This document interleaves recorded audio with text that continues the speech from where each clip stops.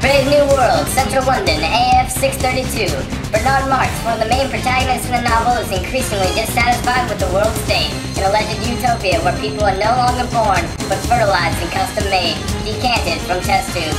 The individual is unimportant in the world state society, and everything is done with purpose or to increase consumption. Using hypnopedia or sleep teaching, individuals are conditioned from birth to accept things the way they are. Bernard wants to take Lenina, a girl he is very fond of, to the Savage Reservation in New Mexico, so they leave with permission from the Director of Hatchery and Conditioning, or DHC. When they arrive, they make the startling discovery of a woman from the world state whom the DHC lost while visiting the reservation. She has had a son named John with the DHC, something that is virtually unheard of in their society.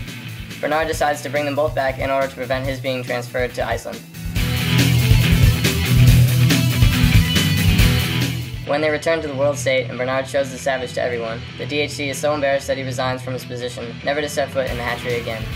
Bernard suddenly becomes popular,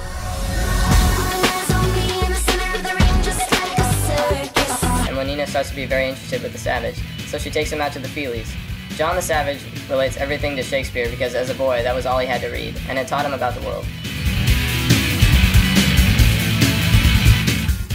The Savage refuses to show up to Bernard's assembly, which destroys Bernard's reputation.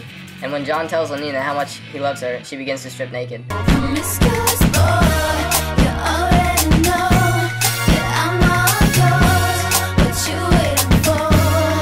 He rejects her, sickened by the sexual infatuation of the society.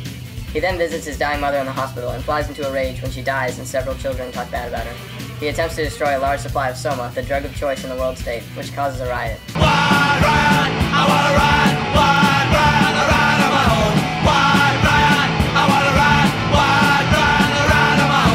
The police take him, Bernard, and Helmholtz, who is one of their intellectual friends, away to speak with Mustafa Mond, a world controller. They speak of religion and the choice between science and happiness or God. The Savage then flees to live by himself, repenting by whipping himself. One day, a photographer attracts attention to John, which causes a riot, eventually turning into an orgy. Upside down, bouncing off the ceiling, inside out, stranger to this feeling, got no clue what I should do. I'd go crazy if I can't get next to you. The next morning, it is discovered that John has hung himself.